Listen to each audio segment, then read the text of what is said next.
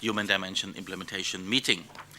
We are having today, of course, with us, as I already mentioned, the Secretary General, of course, then will be giving a speech to us, together with the other closing remarks by the Chairman in Office and, of course, us. And we, first of all, as always, begin with the statements of the delegations. Please let me remind you that here, this reinforced closing session is reserved only for the delegations. We are having, until now, 6 delegations who did show up to take the floor. We are waiting for others, but at a certain moment also having to close the speakers list, because I think we should then timely finish by 1 p.m. We should begin, and we would begin with delegations, comments from the delegations with Italy on behalf of the EU. We will have a 3 minutes time limit indicated with a ping, as always, and I give the floor for the beginning, for the first comment, to the distinguished representative of Italy on behalf of the European Union. Thank you very much, Mr. Chairperson. Mr. Chairperson, Excellencies, ladies and gentlemen, the European Union wishes to thank the Swiss chairmanship and ODIHR for their excellent organization of this year's Human Dimension implementation meeting. As ever, it has been an important opportunity to take stock of the human rights situation in our region.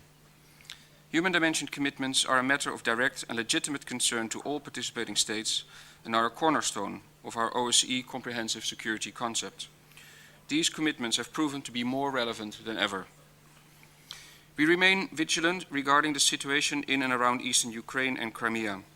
We are appalled by the killing of 10 persons in a school during shelling on Wednesday in Donetsk and by the violent death of a member of the International Committee of the Red Cross delegation yesterday. We remain concerned at the negative consequences of the situation for human rights. During this meeting, we have heard further alarming reports about the precarious position of the Crimean Tatar community and the human rights violations in eastern Ukraine and in Crimea. These issues have also been highlighted by the UN and OSCE in different reports, which clearly indicate that the human rights violations did not precede, but rather accompanied and followed the emergence of various pro-Russian separatist groups in eastern Ukraine and Crimea. The European Union has condemned the aggression by Russian armed forces on Ukrainian soil and called upon the Russian Federation to immediately withdraw all its military assets and forces from Ukraine. We support all efforts to find a sustainable political solution to the crisis, respectful of the sovereignty, territorial integrity, unity and independence of Ukraine. The ongoing monitoring and engagement by the OSCE Special Monitoring Mission and OSCE institutions are of crucial importance, and we continue to support their work.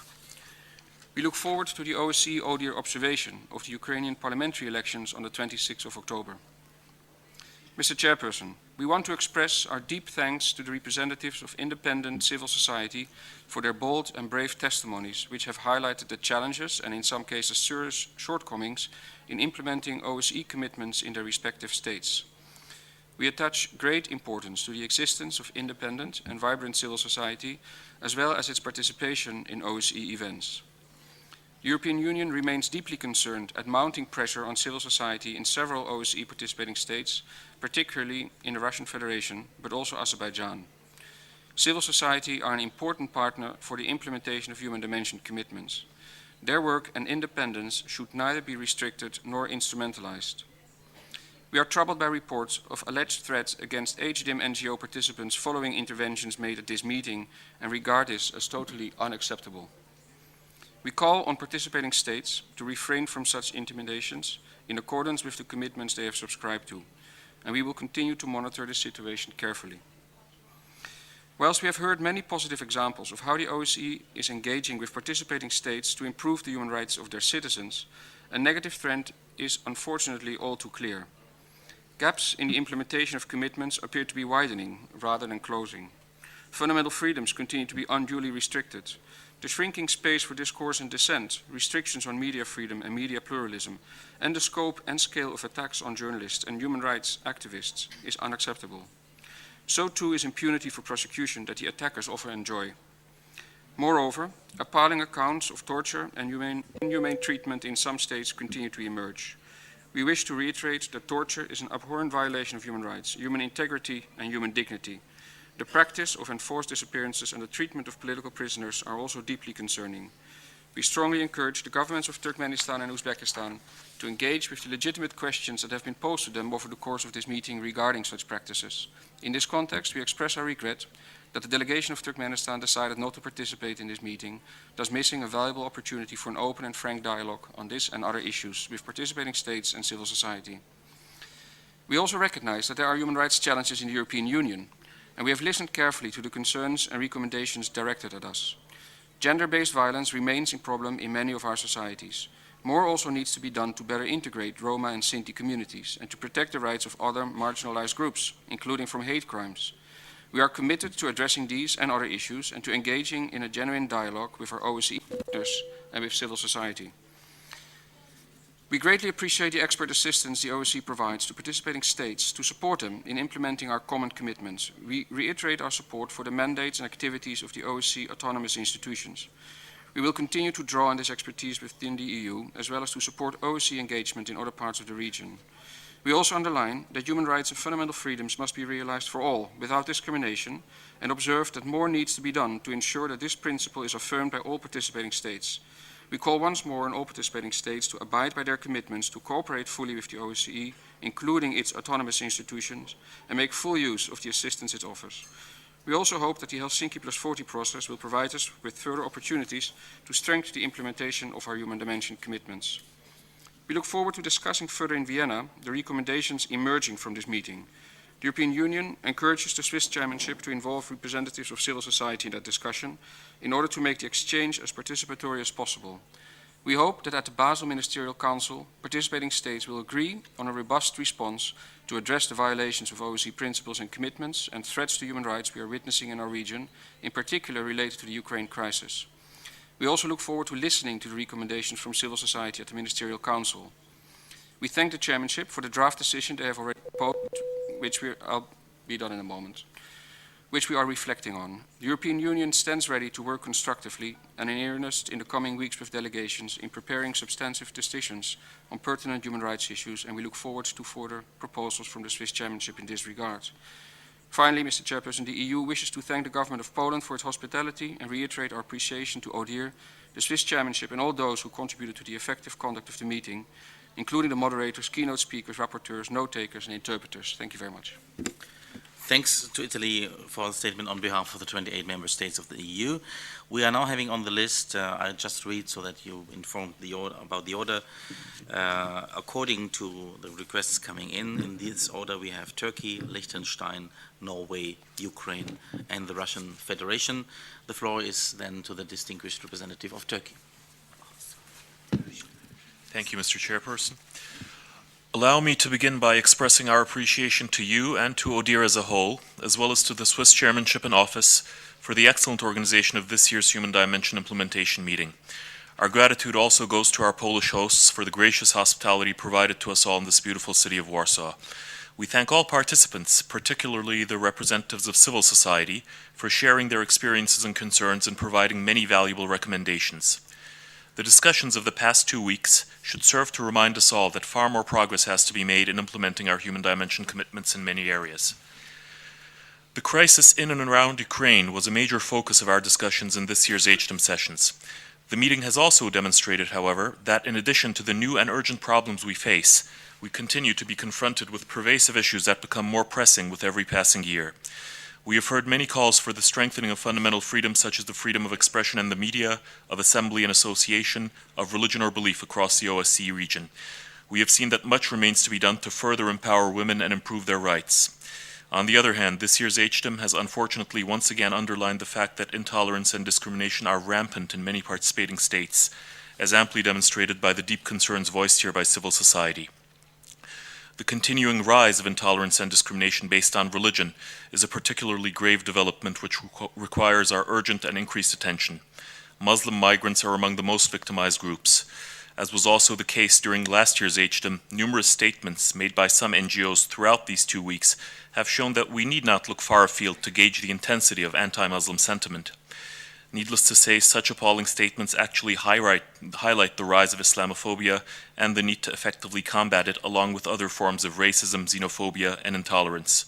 Our ultimate goal should be an OSCE region stretching from Vancouver to Vladivostok, which is free of discrimination, prejudice, bigotry, hate, and bias-motivated violence. In closing, we would like to express our hope that the discussions of the last 2 weeks and the various recommendations that have ensued from them will contribute to the efforts of all participating states to ensure the full implementation of our shared human dimension commitments. Thank you. Thank you very much to the distinguished representative of Turkey. The next to take the floor is the distinguished representative of Liechtenstein, followed by Norway. Vielen Dank, Herr Vorsitzender. Lassen Sie mich Ihnen vorweg zu Ihrer Ernennung als ODIHR-Direktor recht herzlich gratulieren. Liechtenstein sichert Ihnen seine volle Unterstützung für Ihre wichtige Arbeit in den kommenden Jahren zu. Herr Vorsitzender, die heutige Schlusssession bietet die Möglichkeit, noch einmal Bilanz über Entwicklungen im Bereich der menschlichen Dimension und die Umsetzung der diesbezüglichen internationalen Verpflichtungen zu ziehen. Für Liechtenstein ist dies der Zeitpunkt festzustellen, dass wir als Region hier einen deutlichen Rückschritt hinnehmen müssen. Mit dieser Einschätzung stehen wir nicht alleine. Zahlreiche Organisationen der Zivilgesellschaft, Medienberichte und nicht zuletzt die solide Arbeit der OSZE-Institutionen und Akteure haben im vergangenen Jahr auf eklatante Verletzungen von Grundrechten und Grundfreiheiten hingewiesen, wie wir sie als Sicherheitsgemeinschaft schon lange nicht mehr zu verkraften hatten. Die teilnehmenden Staaten müssen dies zum Anlass nehmen, ihr Bekenntnis zur menschlichen Dimension zu erneuern, nicht isoliert, sondern als Pfeiler eines umfassenden Sicherheitsbegriffs. Es erstaunt nicht, dass in diesem Zusammenhang zuallererst die Ukraine zu nennen ist. Die Ereignisse auf der Krim gingen und gehen einher mit schweren Menschenrechtsverletzungen, Minderheiten leiden darunter überproportional. Die Menschen in der Ostukraine finden sich nicht nur häufig ihrer Grundrechte beraubt, sondern oft wurde und wird ihnen auch der Schutz, der ihnen das humanitäre Völkerrecht gewähren soll, verweigert. Kurz vor Einbruch des Winters verfolgt Liechtenstein auch die humanitäre Notlage der Menschen im Konfliktgebiet, insbesondere in den Bereichen Unterkunft, Nahrungs-, Gesundheits- und Energieversorgung mit großer Sorge. Diese Probleme offen und nachhaltig anzugehen, muss Teil eines politischen Prozesses zur Befriedung der Ukraine sein. Vor dem Hintergrund des Konflikts in der Ukraine soll aber auch darauf hingewiesen werden, dass die OSZE und ihre Institutionen einen wertvollen Beitrag dazu leisten, dass Menschenrechtsverletzungen von der Staatengemeinschaft nicht unbeachtet bleiben. Das Büro für Menschenrechte und demokratische Institutionen leistet gute Arbeit im Sichtbarmachen solcher Verletzungen. Ebenso ist die Arbeit der Beauftragten für Medienfreiheit und der Hochkommissarin für nationale Minderheiten hervorzuheben. Diese OSZE-Institutionen haben angesichts dramatischer Entwicklungen ihre Verantwortung wahrgenommen, gemeinsam mit anderen internationalen Akteuren die Kräfte zu bündeln und die Öffentlichkeit über Entwicklungen vor Ort zu informieren. Sie haben auch dazu beigetragen, dass konkrete Schritte zur Sicherstellung der strafrechtlichen Verantwortlichkeit für schwere Menschenrechtsverletzungen in die Wege geleitet werden können. Die Beendigung von Straflosigkeit ist wichtiger Bestandteil einer nachhaltigen Einung einer Gesellschaft. Herr Vorsitzender, die Arbeit des ODIHR spielt eine zentrale Rolle, wenn es darum geht, staatliche Institutionen und die Rechtsstaatlichkeit zu stärken und Korruption nachhaltig zu bekämpfen. Zur Erinnerung, es sind genau diese Maßnahmen, die in der Ukraine bei Bewohnern aller Regionen und Gesellschaftsteile Unterstützung fanden und immer noch finden. Liechtenstein leistet einen freiwilligen Beitrag an diese und andere ODIHR-Aktivitäten, der sich seit Jahren in der Größenordnung unseres gesamten OSZE-Pflichtbeitrags bewegt. Als Beispiel sei das ODIHR-Programm zur Überprüfung von Gesetzesvorhaben genannt, welches Liechtenstein als Hauptsponsor unterstützt. Die OSZE leistet durch seine Feldpräsenz einen echten Mehrwert an die Festigung demokratischer und menschenrechtlicher Strukturen. Hier verfügt die Organisation über wertvolle Expertise, welche helfen kann, der zuletzt wachsenden Implementierungslücke zu begegnen. Die OSZE hat als regionale Sicherheitsorganisation aber auch eine Verantwortung zur Umsetzung von Standards, welche sich auf globaler Ebene durchgesetzt haben. Liechtenstein unterstützt Bemühungen der OSZE und ihrer Feldmissionen, eine proaktive und systematische Rolle in der Umsetzung der Frauen-, Frieden- und Sicherheitsagenda des UNO-Sicherheitsrates zu geben. Gerade im Einbezug von Frauen in allen Phasen und auf allen Ebenen der Entscheidungsfindung liegt ein Potenzial für unsere Organisation, das nicht ungenutzt bleiben darf. In der Frauen-, Frieden- und Sicherheitsagenda widerspiegeln sich die 3 Dimensionen der Sicherheit, auf denen die OSZE fußt. Die Umsetzung dieser Agenda kann also auch einen Beitrag daran leisten, dass die OSZE-Staaten wieder einen umfassenden Blick auf die eurasische Sicherheitspolitik werfen. Damit möchte ich mich nur noch den Danksagen anschließen meiner Kollegen an die polnische Regierung, den Schweizer Vorsitz und auch an das ODIHR für die Ausrichtung des Human Dimension Implementation Meetings dieses Jahr. Herzlichen Dank. Vielen Dank an das Fürstentum Liechtenstein. The next to take the floor now is the distinguished representative of Norway, followed by Ukraine. Thank you, Mr. Chairman. Mr. Chairman, this Human Dimension Implementation meeting has presented us with valuable contributions from excellent introducers. For my delegation, interventions from many of the representatives of civil society have made the greatest impression.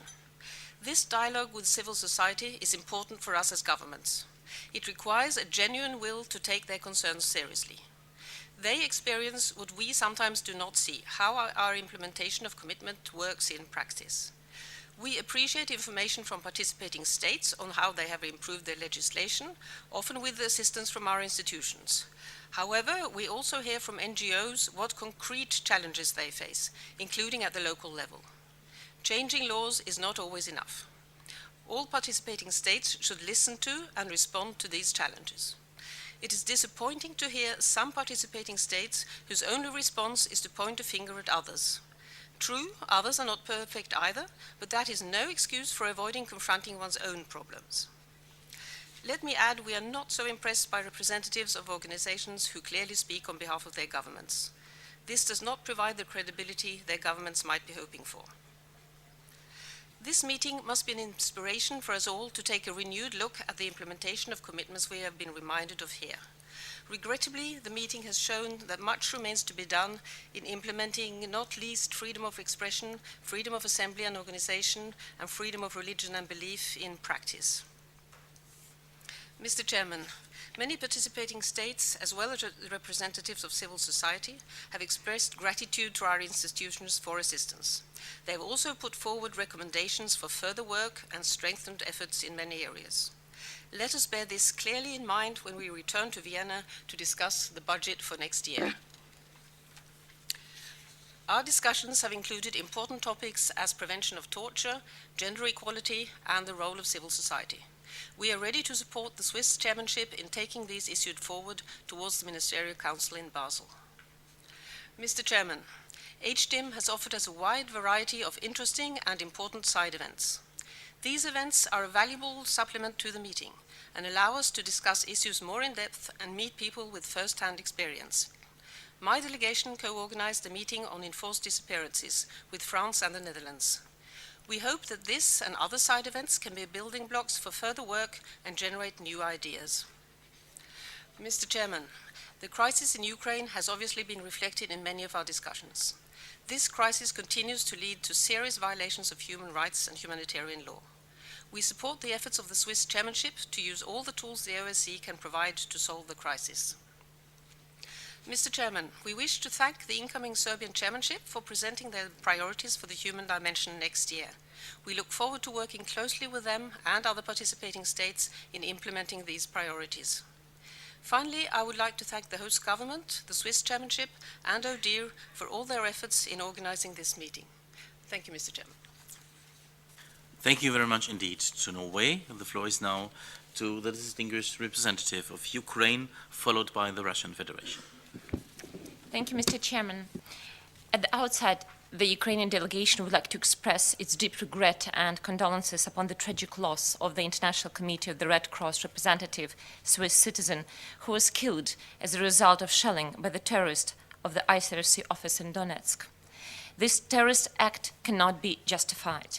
Bandits and terrorists, in a barbaric way, dared to take up arms against those who came to Donbass with a humanitarian mission to help people. This case is seen in the same vein when terrorists were taken hostages and the OSCE staff for the sake of intimidating representatives of international organizations who help restore peace and calm in Donbass. We are also extremely appalled by the killing by the terrorists of 10 persons in a school during recent shelling in Donetsk.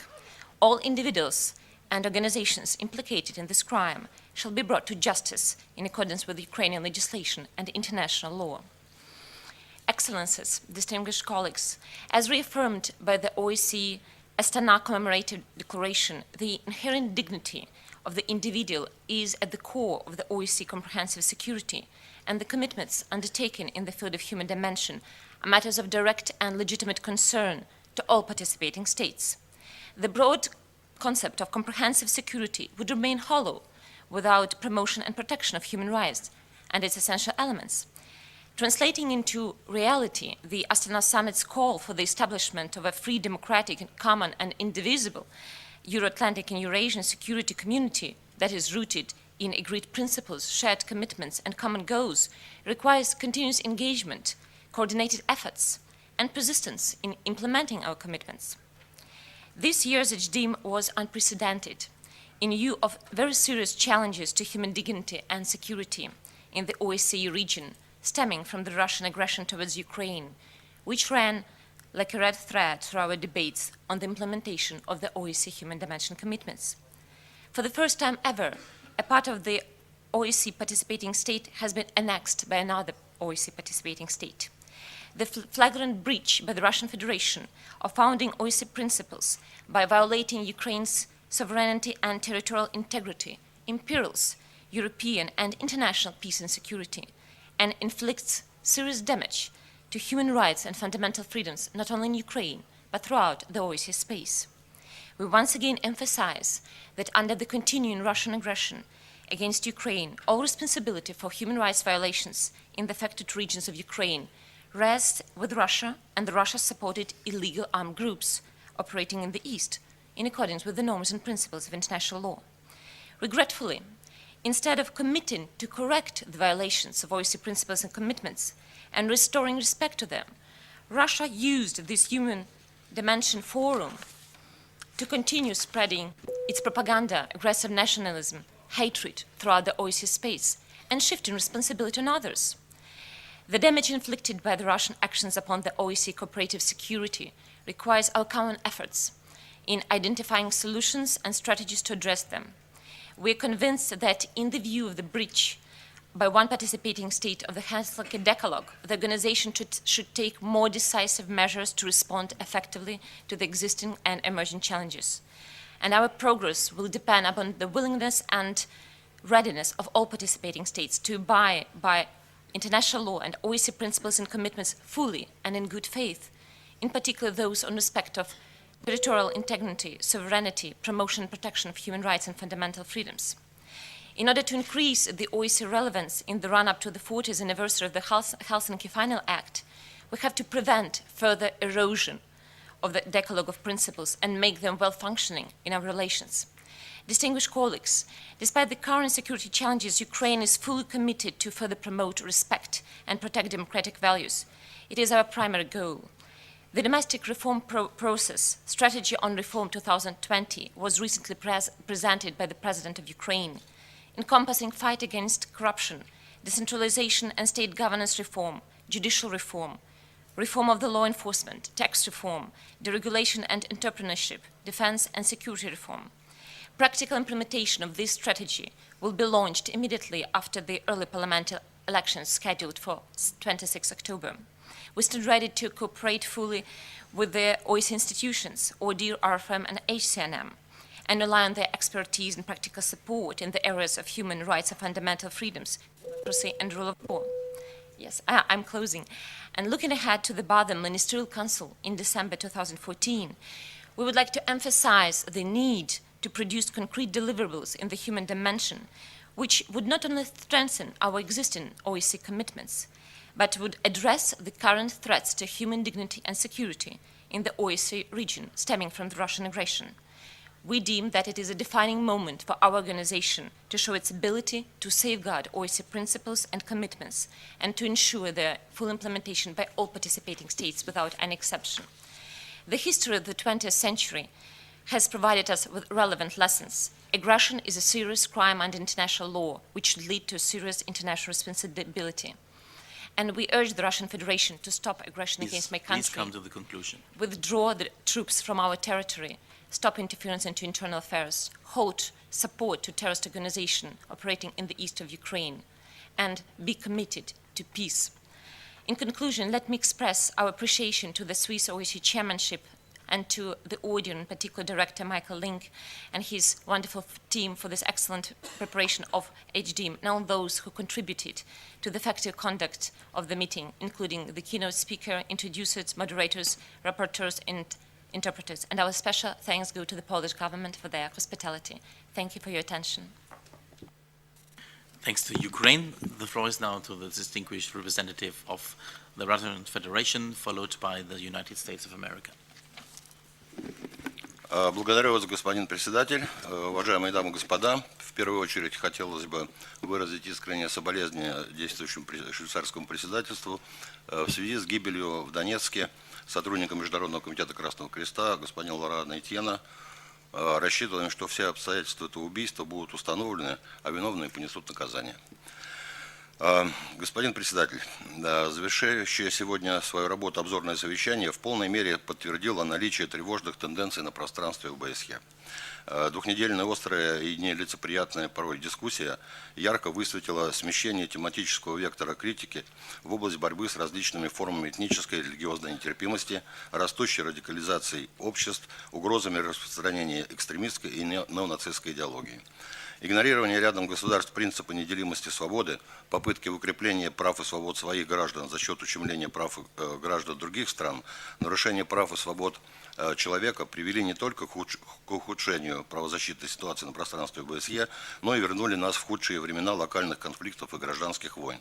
Мы неоднократно повторяли на этой площадке, что подлинная демократия может быть только результатом собственного развития общества, к чему приводят попытки привнесения демократии извне, а тем более ее искусственного, а часто и силового насаждения, отчетливо видно на примере ближневосточного региона, а теперь, к сожалению, и Украины. Нельзя вмешиваться в трудный процесс поиска согласия в обществе, не понимая всей сложности многообразия другой страны, иного исторического опыта, иной цивилизационной и культурной модели. В последние годы, к сожалению, государства, чей политический курс не вписывается в планы Соединенных Штатов Америки и отдельных западноевропейских государств, теряют своих законных лидеров. Их подвергают показательным процессам и казням, а порой просто смещают в результате военного переворота, как это случилось в феврале на Украине, спустя всего 2 месяца после того, как эта страна завершила свое председательство в ОБСЕ. В итоге эти страны утопают в крови гражданской братоубийственной войны, либо вовсе исчезают как единое государство. Ирак, Югославия, Египет, Тунис, Ливия, Сирия – вот примеры попрания международного права, а значит и верховенства права. Его место, к сожалению, занимают грубая сила и политическая конъюнктура. Одноразовое грубое попрание закона в стране неизбежно накладывает оттенок условной законности и на последующие решения властей. Попытки переложить вину на Россию за конфликт и гуманитарную катастрофу на Украине особенно циничны. Тем более, что украинский кризис был спровоцирован вмешательством Соединенных Штатов Америки и Евросоюза. У всех свежи в памяти визиты высоких представителей Госдепартамента США, Евросоюза, ряда правительств государств ЕС на Майдан. И эти визиты были расценены праворадикальными силами как карт-бланш на любые свои действия. В итоге протестные настроения на Украине были возглавлены праворадикальными силами, которые взяли на вооружение крайне националистические и расистские лозунги, не гнушаясь риторикой и эмблемами нацистов и их пособников. Это оборачивается сегодня гибелью ни в чем не повинного гражданского населения, женщин, стариков и детей, расстрелянных, разбомбленных и заживо сожженных. Невозможно забыть стрельбу снайперов на Майдане, трагедии в Одессе и Мариуполе, гибель сотен пассажиров малазийского авиалайнера, массовые захоронения под Донецком и другие свидетельства преступлений, которые должны быть расследованы, обязательно расследованы. Нас пытаются уверить, что на Украине нет нарушений прав человека, и никто не преследуется по этническому и другим признакам. Нет, это не так. И нас уверяют в том, что нет опасности возрождения идеологии нацизма. Мы настаиваем на том, что это опять не так. Только как расценить, например, последние совершенно примеры избиения депутата от партии регионов Нестора Шуфрича, которое произошло во время его предвыборного визита в Одессу. А как, например, нам комментировать пламенные человеконенавистнические речи депутата от депутаты Верховной Рады от Националистической партии Свободы, которые на днях были произнесены во время торжественных проводов на фронт очередной партии добровольцев, членов этой партии. То, что происходит сейчас на Украине, это не просто вооруженный конфликт не международного характера, как его квалифицировал Международный комитет Красного Креста. Это трагедия братского нам украинского народа. Это испытание и для ОБСЕ, и для государств-участников. И это момент истины для БДИПЧ и ее нового директора. Нельзя, чтобы узкие геополитические интересы возобладали над здравым смыслом, чтобы в жертву сиюминутным интересам некоторых государств привносились человеческие жизни, и сотни тысяч человек лишались крова. В ОБСЕ зачастую много внимания уделяется частным проблемам, ведутся многочасовые и бесконечные дискуссии, а на второй план уходит главное, для чего создавалась организация – безопасность и сотрудничество. Заметьте, сотрудничество, а не лозунговое критиканство и огульное обвинение, безопасность, а не попустительство праворадикальным тенденциям. Наверное, пришло время проанализировать настоящее и будущее нашей организации, степень реальной готовности государств к сотрудничеству в гуманитарной сфере, повышению ответственности за выполнение обязательств по обеспечению соблюдения основных прав и свобод человека, включая право народов на самоопределение. Очевидно, это должно найти свое отражение в процессе Хельсинки-40, и бремя подготовки которого ложится на плечи будущего сербского председательства, которому мы искренне желаем справиться с этой непростой задачей. Системный подход и принцип равного внимания всем правам и свободам человека должны лежать в основе работы гуманитарного измерения. Темы верховенства права, терпимости, борьбы с преступлениями на почве ненависти, со всеми формами торговли людьми, с расизмом, ксенофобией, агрессивным национализмом, неонацизмом нуждаются в должном отражении в повестке дня гуманитарных мероприятий. Несомненно также, что вопросы защиты прав национальных меньшинств, детей, неприкосновенность частной жизни, обеспечение экономических, социальных и культурных прав, защита журналистов в опасных профессиональных командировках, наблюдение за выборами и свободой передвижения требуют постоянного внимания государств-участников. Я заканчиваю, господин председатель. Мы убеждены в том, что ОБСЕ способна вносить более адекватный вклад в международные усилия на гуманитарном направлении, в том числе путем перефокусировки работы на действительно острые и актуальные темы. Видим главную задачу в возвращении ОБСЕ роли уникального форума для равноправного и взаимоуважительного обсуждения и коллективного принятия решений по наиболее значимым вопросам обеспечения европейской безопасности на основе консенсуса, который является выражением суверенного равенства всех входящих в ОБСЕ государств. Со своей стороны готовы продолжить самое активное взаимодействие с действующим председательством и будущим сербским по всем актуальным вопросам правозащитной повестки дня. И маленький комментарий, господин председатель. Мне представляется, что практика ограничения по времени выступления на заключительном нашем заседании не совсем верна. Это важное, так сказать, мероприятие по подведению итогов. В 3 минуты, конечно, уложиться довольно сложно. Поэтому мы распространим полный текст нашего выступления. Спасибо. Thank you very much to the Russian Federation.